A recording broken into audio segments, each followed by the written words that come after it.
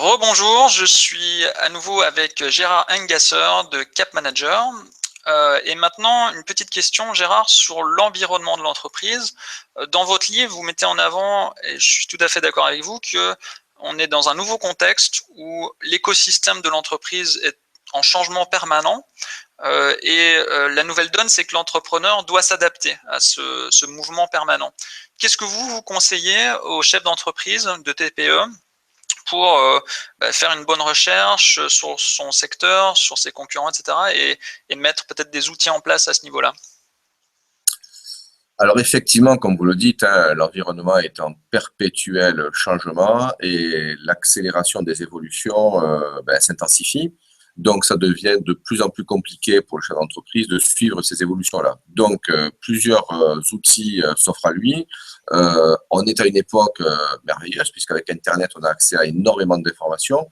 Donc déjà aller sur Internet pour voir les veilles sociales, fiscales, concernant tout l'environnement juridico-fiscal, on va dire, sur l'activité.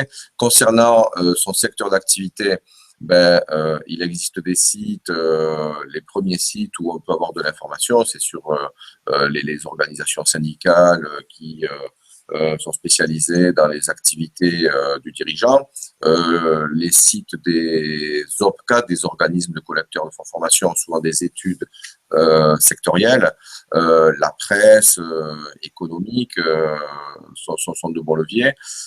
Et après, sur le terrain, c'est-à-dire que chaque rencontre est une occasion de récolter de l'information. Quand un chef d'entreprise va chez un fournisseur, il peut poser des questions à son fournisseur, des questions ouvertes permettant de récolter de l'information sur ses éventuels concurrents, sur la connaissance de projets de développement dans sa zone de chalandise, etc.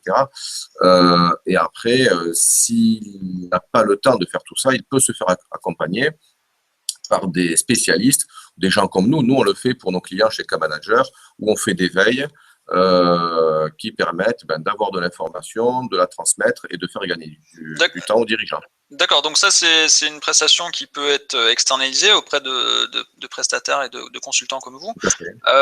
Donc je comprends bien que le chef d'entreprise doit se faire aider ou lui-même faire une veille sur ses concurrents, ses prestataires, le marché dans son ensemble, le contexte juridique, politique, etc.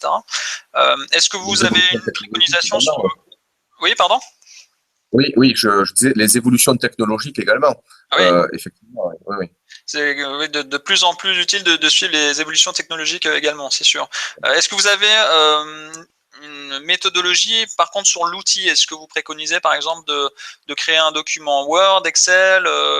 Quelle est concrètement la façon dont on peut garder une trace de tout ce qu'on apprend sur son marché? Est-ce que vous avez une préconisation à ce niveau-là, éventuellement? Alors oui, divers outils classiques. On peut le faire effectivement sur Word, Excel, sur des maps qui sont un excellent outil qui permet d'avoir une synthèse des recherches faites. Voilà, utiliser le mapping, je pense que c'est une bonne méthode. D'accord. Plus Ok. moderne, voilà.